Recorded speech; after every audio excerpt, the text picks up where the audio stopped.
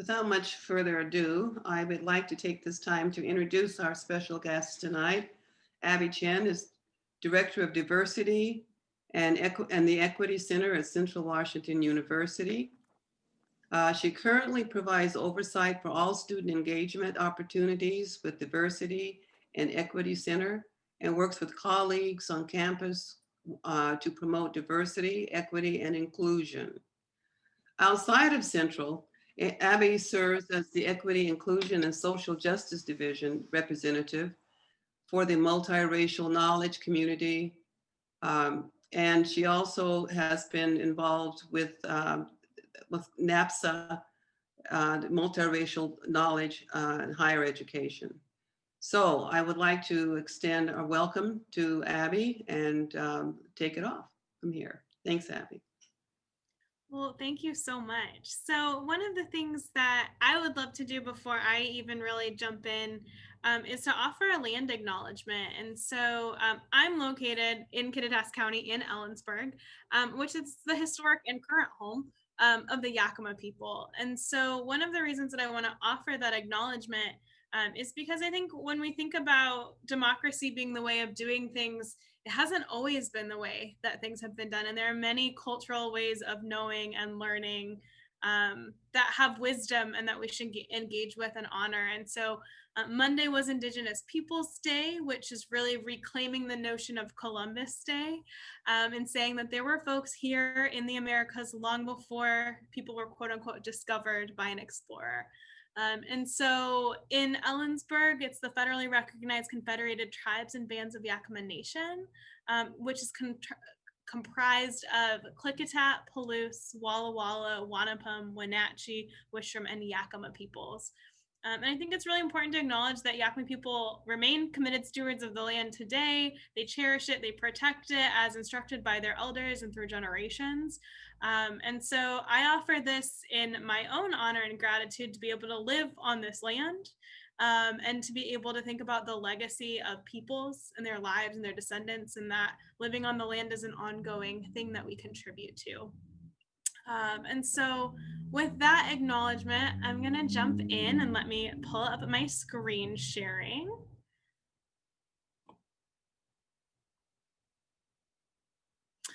Because the talk that I am excited to be able to engage around is just called Asset-Based Approaches to Coalition Building. So to demystify a fancy title with a lot of words would be to think about asset-based approaches being things and strengths that we bring. How do we operate from a strengths-based model instead of a deficit-based model? And then what is coalition building? I will talk about what that is and how it all relates. But as I do that, I want to just introduce myself. So Muriel did a lovely introduction, and thank you. But my name is Abby, as stated, and I often describe myself not through my bio about my professional connections and things that I do in the world, but also just through who I am as a person. And I think that's really, really important, in part because credentials mean something in some spaces and not in others. And so when I get to self-define myself, these words on the screen are what I often use. So I say that I'm a wanderer. I grew up in the Midwest. I did my college experience in the Midwest. And then since then I have wandered. So I spent some time in New England. I came back to the Midwest, in the southern part of the Midwest. Then I was in the northern part of the Midwest, and now I'm in the Pacific Northwest. And so being a wanderer for me is also about all of the different cultural experiences living in different geographic areas of the US. And for me, that has really shaped the way that I see the world and how I engage with folks. I'm somebody who really values connection. And so being able to be in a community-based space tonight and have this conversation is really important to who I am and why I do the work that I do. And so some other things that I put on there: a justice advocate fiercely in my day job, but also in who I am in the world, is believing that we can make the world a more just place, and that there are ways to honor identities and people and experiences and transform systems. So I also say a displaced Midwesterner, because I call the Midwest home and it feels like home. I live here and it's starting to feel like home, but it's different. And then a cat lover. My cat will inevitably make an appearance at some point, or you'll hear him. He's very chatty. And so, especially as part of living and working from home life, my cat becomes a very important focal point on occasion. He likes to disrupt, and that's cool. So in my day-to-day, I do work really directly with students and faculty and staff at Central Washington University. And that is some of the lens that I'm bringing today in this conversation. So for a long time, I've worked with students in what I would call coalition building. And why I think that is so relevant for the time that we are living in is because I define coalitions as a union or a group of people or organizations who are working to influence outcomes on a specific problem. I think it's really important to remember in polarizing times that there isn't necessarily one way to do things. And one of the examples that I love to use in that is thinking like a very classic example, and this is oversimplified, I know, is thinking about voting and civil rights in the 1960s. So one of the narratives that we really talk about today was Martin Luther King and the nonviolent movement for civil rights. But what we also need to acknowledge in that is that there were many other ways that folks were still advocating for people to have the right to vote and to have equal access to civil rights. And so, for instance, Malcolm X, who's seen as a much more controversial figure, who advocated and talked about other ways that weren't necessarily only nonviolent, right? But here we have examples of two particular leaders who were working toward the same cause and had very, very different approaches. We still probably, I'm not a historian, and historians could engage with me on this, we still probably needed both of those things to be happening at the same time, whether we agree personally with either approach, but they all contributed to the shifting tide of social justice and civil rights. And so coalitions for me help represent that we might all have different, we might all have the same goal, but we might have very different approaches of how we get there. And those are in fact all valid. So then the other piece that's part of the slide says, forming coalitions with other groups of people or organizations with similar values, interests, and goals allows members to combine their resources and become more powerful when each acted alone. And coalitions are useful then for accomplishing a broad range of goals that reach beyond the capacity of any individual member organization. And so can be a lot at face value. But the notion of a coalition is that we could have many different ways of knowing or being that could still perhaps get us to the same goal. And if we're thinking about a coalition, then some of the skills that we need for folks to be in coalition with each other, maybe advocating for a specific cause or a specific need or a change, would be a way of dividing that into both task and process skills. So process skills would lead us to say, well, I'd love to have members of the coalition who are experts, or not experts, but who have skills or are willing to manage conflict, right? In a group, conflict is sometimes inevitable, but conflict doesn't always have to be a bad thing. It can be a growth process. But I definitely want somebody in my coalition who can help manage the conflict and help us navigate through when it gets sticky. Similarly, I would love somebody in a coalition with me who could manage communication. We have different communication styles.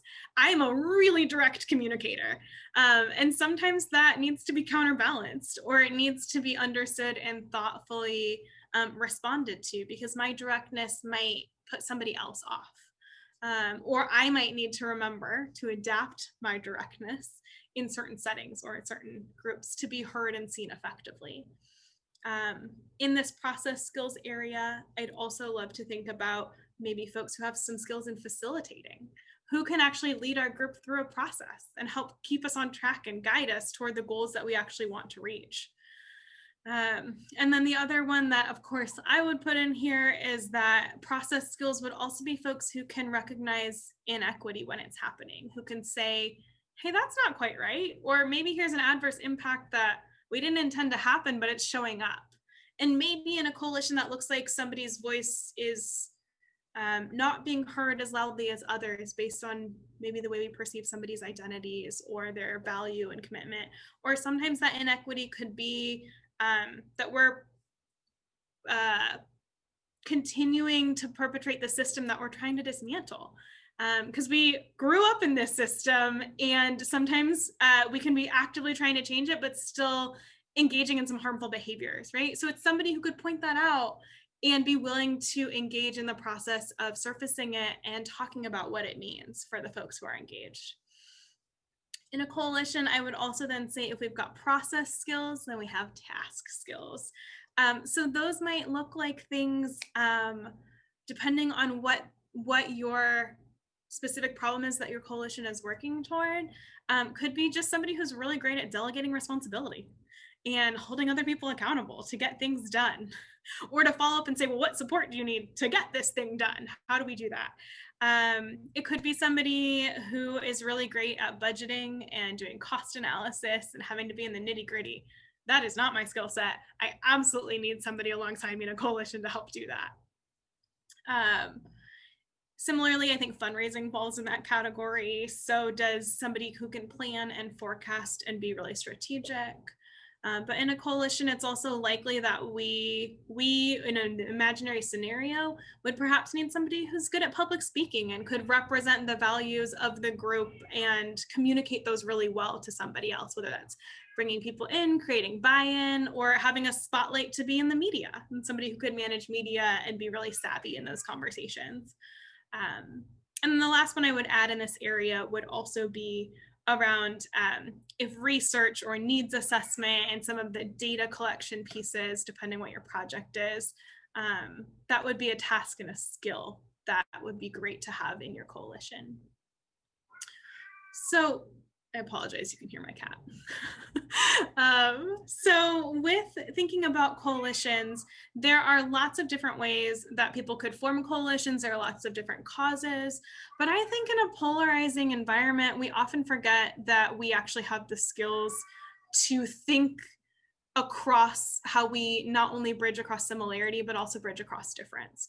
So a coalition is the invitation to say, we might not all believe the same things, but if we do have a shared goal, how do we pull our own knowledges and resources to reach that shared goal? So for me, it kind of helps offer a reframe and helps me think a little bit more creatively, and quite frankly, pushes me out of my comfort zone and my little box of saying, I just want to work with folks who are like-minded, because there might be folks who are like-minded in the goal.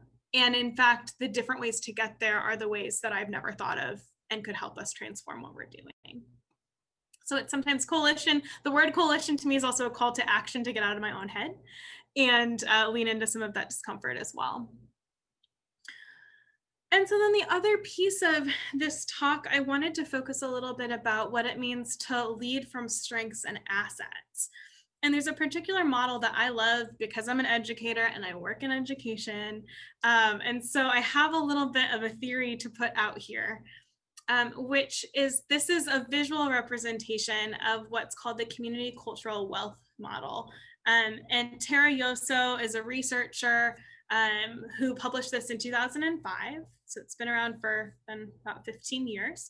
And she created this model in trying to figure out, particularly for folks in communities who experience marginalization or hold minority identities, what does it mean for that group of folks or folks with those identities to actually know what their agency and power looks like. So that's a very particular strengths-based approach. So in community cultural wealth, in the middle of this model, you can see there's a cultural capital and then community cultural wealth. So cultural capital is the only arrow on this diagram that goes both directions. And so cultural capital, in the way that I would love to define it, it's about the accumulation of knowledge, skills, and behaviors that demonstrate how a society might define my worth.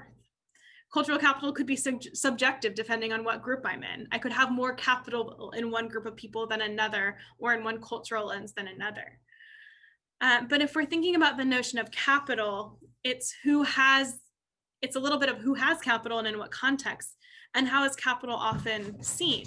So I would offer that the reason why I talked through task and process skills about coalitions is that those tasks and process skills are really particular forms of capital depending on different situations that you might be in. So if you look at the whole community cultural wealth model, it really takes into account a lot of areas that we pull strengths from that, quite frankly, I don't think we think about all the time. So one of my favorite parts of this model is thinking about aspirational capital. So it's defined, and it says on the slide, as maintaining hopes and dreams in the face of barriers. So the resiliency and the grit that all of us have had to overcome something that was really hard gives us aspirational capital. Sometimes we dream things bigger than ourselves, but that's what keeps us motivated. So an example of aspirational capital on an ideological level could be the American dream. So perhaps I am dreaming about the American dream, and that's the thing that keeps me motivated to keep pushing and keep trying and keep overcoming barriers and obstacles that come at me. But on an individual, so ideologically, and on an individual level, for me, that makes me feel really good and reminds me that I actually have skills to keep moving and to stay motivated. So aspirational capital is not even necessarily a tangible thing as much as it is tied to emotions and ideals that I'm striving toward. Again, using the example of American Dream, not that that's the only one. But for me as a person of color, as a woman of color, familial capital is a huge one. So it's defined as cultural knowledge developed through family. So it could be your immediate family, your extended family, perhaps chosen family, folks who you call your family that you're not necessarily related to. So tangibly, because of the family that I grew up in and the cultural knowledge that I have, I might bring something very different to the proverbial table that we're at. I might have a perspective that brings a different level of insight. So one of the examples I always use is around communication. So I grew up in a multiracial family. My dad is Chinese, my mom is white and German Jewish American. And one of the things, the skills and strengths that I bring from my family is being able to navigate really big, complicated families that did not have the same values, that had different religious systems, that had very different ideas of how I should show up in the world as a woman and as somebody who is Jewish and multiracial. But I'm really good at navigating that as a result of growing up in a really complicated family. And so I'm also a lot more comfortable dealing with conflict because those were conversations I couldn't avoid as a kid. And those are conversations that now I can bring a lot of strength from in navigating other difficult conversations with folks. I also think I'm a much more, my communication style can shift. I said I'm a really direct communicator. That is the complete opposite of my family. My family are very indirect and very high context that you have to read between the lines. But it also means that my familial capital has given me this ability to notice and shift communication. And so that could be an asset in so many different places. But more tangibly around familial capital, the joke is that I also make a really great stir fry. And sometimes that's also what we need in spaces and places. And that's great, right? So it doesn't only have to be these really kind of more deeply tied to identity pieces. It could be that there's a time and a place where food plays a really important role. Other parts of capital on this model, social capital is probably a much more familiar term. So networks in your community, within your community that could provide resources and support.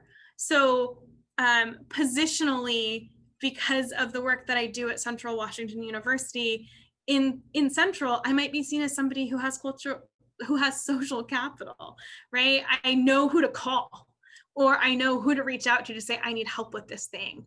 That is a huge asset when you are planning and building and scheming about transformational change.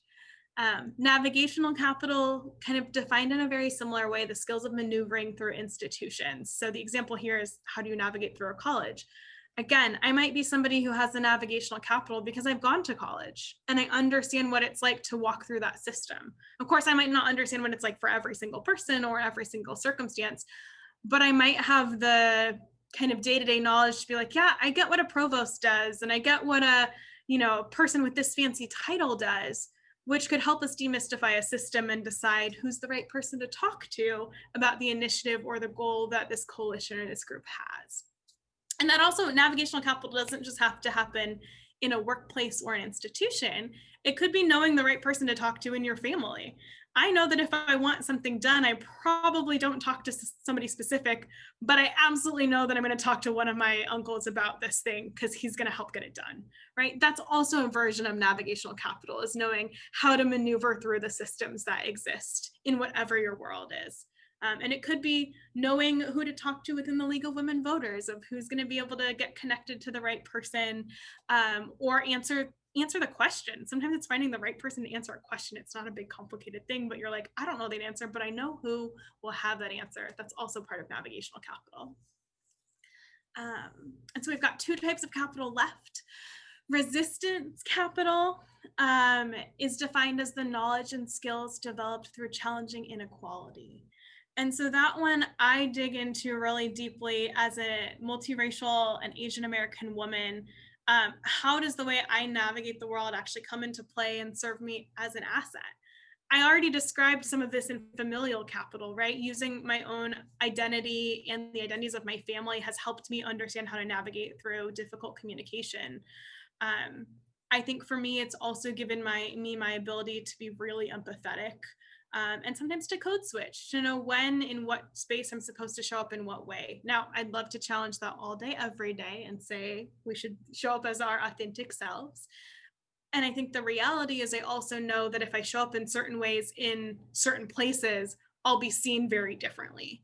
But that is also a strength for me to be able to evaluate that, navigate that, and figure out when I might most be effective. And then linguistic capital is a little bit different because it's very specific. So the intellectual and social skills attained through communication in more than one language. So not only spoken and written languages, but also nonverbal communication could be part of language and linguistics. So I think this one is actually much more seen it's much more understood if we actually looked at it first through a deficit model. So often the narrative that we have is folks who might speak English as a second language are maybe seen as not as smart or not as effective communicators. And in reality, they probably have twice the vocabulary that folks who speak one language have, because they're able to translate between multiple languages and draw connections that maybe others of us can't do. And so when we're able to flip from the deficit model of you're less than because you don't speak English as well as somebody else, or whatever dominant language that might be, and flip that and say, actually, you've got communication skills in multiple languages. What does that mean for the group? What does that mean for a coalition? And also, what does that mean for me as a person to actually see myself as skilled and powerful when perhaps the notions I've heard my whole life are actually these negative things about language ability? And so I think it also, linguistic capital, like every other form of capital, calls us to just pause and ask what messages we've received about our identities and the way we might be engaging and the skills that we have, and what are the ways that they actually contribute and are seen as assets and strengths for the community that we're a part of. So I'm going to pause there because that's quite a bit of content. And just put this back out to, I guess, a reflective moment to our group, and ask a rhetorical question that is, what is an asset that you bring to a group that you've cultivated? And then to also reflect on how do your identities, so that could be race, class, gender, age, all sorts of different things, actually impact that skill. The way I would answer this has kind of already been answered through the examples. One of the assets that I bring to a group, I think, is being really self-reflective and self-aware. And for me, that has come from growing up in a interracial, multi-faith family. And so that's deeply tied to race and religion for me. And so that's some of the ways that it's shown up. So I would just invite you to have a reflective moment about those questions. So for me, if we're open to discussion, I would welcome questions. These are some of the questions that I often ask folks when we're talking about how do you actually lead from strengths-based perspectives. And so I put them here so they're additional reflections, but the questions are, how could you help others become aware of their assets and their strengths?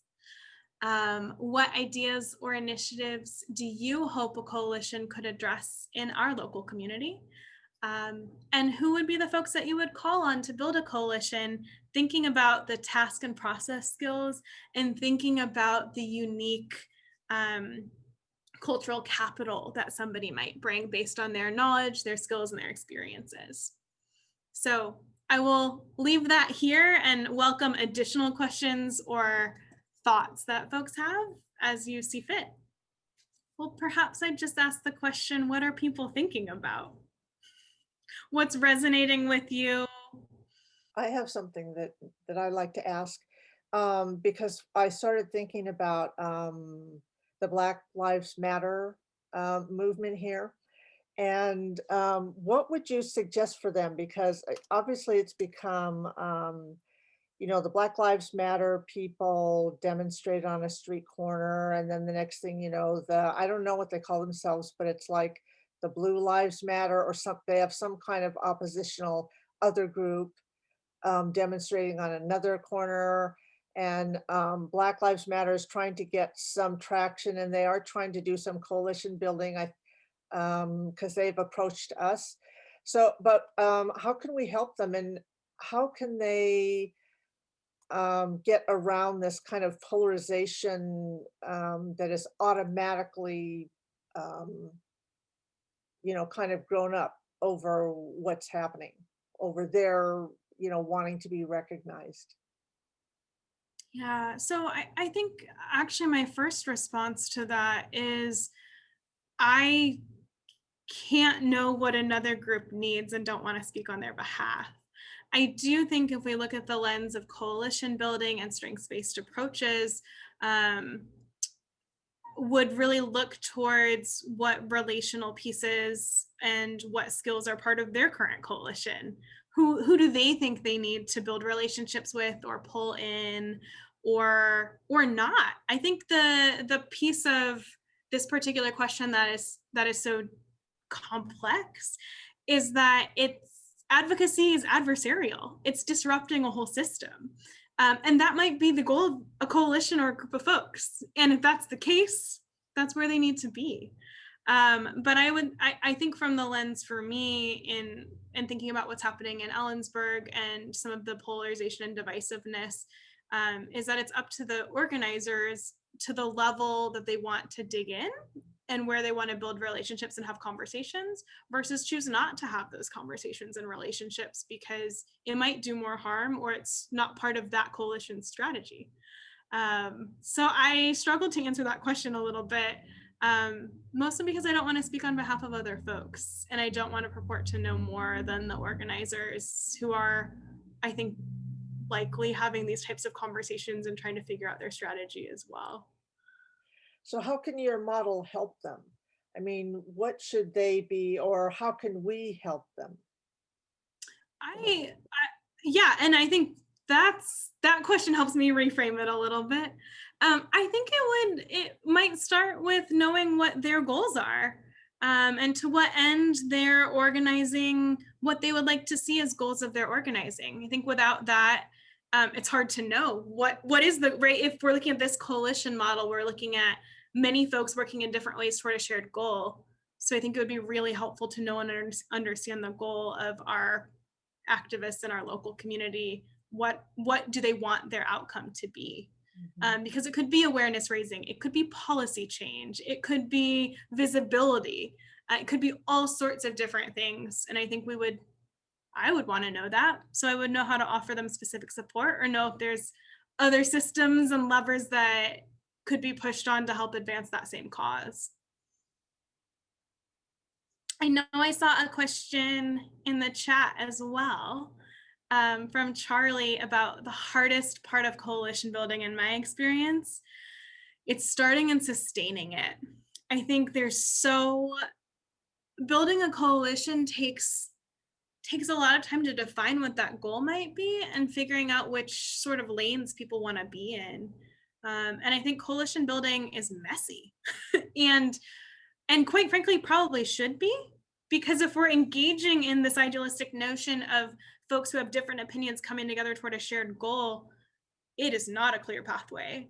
and the relationships that we have and the opinions that we have are going to surface, and we're going to need to work through those. So I think strong leadership and a commitment to allowing things to be messy, people have a really hard time with. And I have been involved in community activism and engagement in lots of different ways. And I think recognizing the messy is the place where I always have to remind myself. So I lived and worked in St. Louis, Missouri when Mike Brown was shot and killed. And I lived in a neighborhood that was really, really actively engaged in advocating for justice for Mike Brown and against police brutality. And there were probably 50 different right things that everyone thought we should be doing. And so that became a coalition of many people from many different backgrounds and opinions needing to spend weeks strategizing and figuring out how we could actually even work together toward that same goal. And for me, there's some really distinct takeaways, which for me as a non-Black person were to make sure that folks whose identities and communities were most directly impacted were able to make and guide and facilitate that decision making. And for me, it was my role to kind of puzzle through, be somebody who could manage conflict and ask critical questions, and also defer and not hold power in that space, but offer my skills in a way that could still move what I saw as the movement moving along. I think that's really hard to do. It's really humbling to not be taking ownership or seeing ownership in a very different way, because I absolutely felt like those were people I was gonna be engaged with for a long, long time because I so deeply believed in the goals that we had. But I had to learn a totally different way of engaging and being able to amplify others' concerns to reach sort of that goal. And the group that I was working with was really trying to get different aldermen and alder people elected in the city of St. Louis. And there were other folks who were doing the direct actions and engaging with police or protesting police and all of these different things. But my part of that experience was focused in a particular way. And then I could use some of my skills alongside other folks to advance that work.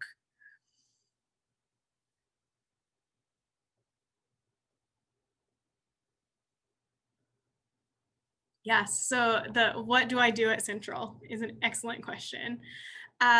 So the Diversity and Equity Center at Central is a student-focused unit. So we really focus on making sure that students have the resources they need to explore their own identities and to also advocate and learn about what it means to be themselves on campus. So I keep saying identity, identity, identity.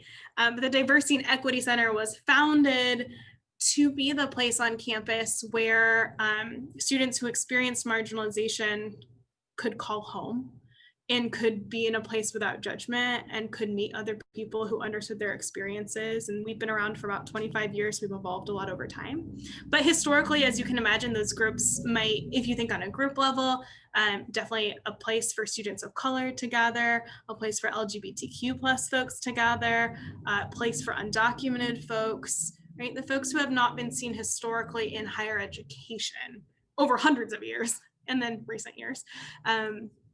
It designed for that. So we run a lot of programs around mentorship and identity. We do workshops that really focus on what is equity versus equality, and what does it mean to make sense of my identity for me as a woman of color who works on a predominantly white campus. And so our students have those same questions, and we exist to help them puzzle through and to help them also be able to put on events that celebrate culture and community and critique culture and community. And so in my role, I oversee a staff who really helps do that with our students. So I straddle the student-facing world, and then I also serve on a lot of our institutional level conversations and consultation and committees to really advance equity and justice. So that's anything from policy review to really looking at long-term future strategies that are sustainable over time to make sure that our students feel like they belong and they matter at Central. It's a little bit of everything. I go to student organization meetings and I help advise and coach students through how to plan an event that could be really about their cultural identities, or I might facilitate a dialogue, or I might be in a meeting rewriting the policy and evaluating what it means to have certain language in there. It really spans quite a big gambit. So I have a question. What happens when you're working with a group that has a common project, but not necessarily a common goal? And in fact, the goals might be quite different depending on which participant is is there. So, you know, how can you arrive at some kind of a common goal when everyone wants something different? Yeah, not knowing a specific example of that, I would say try to find a common goal. But that's really, I hear you also saying, but that's the hard part. Right. Right. I think there's something simplistic about the commitment to having those hard conversations. And sometimes for me, that looks like me raising my voice to say, I'm confused and I see all these things, but I'm having trouble connecting them, or I'm personally having trouble understanding what is our next step, and asking the group and entering a group process to try to navigate through and elicit some clarity. That's a tough question. Yeah. And I think that, Karen, I am relating to that because often I dive into projects and that's exactly what's going on. And you get halfway through something and you're like, what is our goal? What would be a metric of success? So I often ask people, I'm like, what is a measure of success? How will we know if we've met our goal? And often that's the question that starts actually then defining the goal. Okay. Go backwards. Okay. Yeah. Yeah, but I don't also, I'm really interested if other folks have ideas and opinions on that, because I'm not the sole person with all the answers here. The context of this is that I was on a city committee once, which is a non-motorized transportation committee. And, we had people on there who wanted everything converted into bike paths, and we had other people who wanted nothing like that. They wanted big streets and lots of parking and, not maybe sidewalks, but sidewalks that would really involve the least amount of expense to create. And, so it took quite a while to kind of work through all those things. And what eventually happened is that people got little pieces of what they wanted, but I don't know that we ended up with a sort of an integrated plan that way. Yeah. And I think with that, the wicked word becomes compromise, because we don't want to give up the things we feel fiercely about.